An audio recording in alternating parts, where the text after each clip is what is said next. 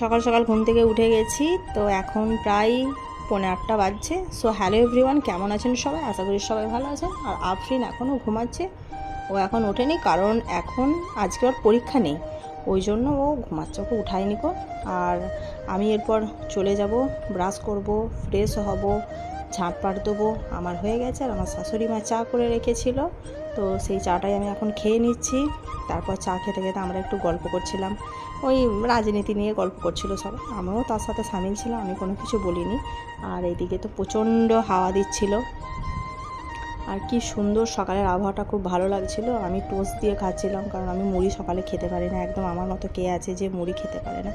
তারপর তো আমার শাশুড়ি চলে আসলো, এসে আমার সাথে চা খেতে শুরু করলো, চা খেয়ে নিয়েছিল একবার, আর তারপর আমাদের সঙ্গে আবার খাচ্ছিল, একসঙ্গে আমরা খাচ্ছিলাম। আর ওইদিকে আফরিনকে ডাকছি, আয় রে আয়, খাবি আয়। আর এই যে দেখো, একটুখানি মুখের চর্চা করছিলাম, বেসন লাগিয়েছিলাম। তো আজকের মতো টাটা।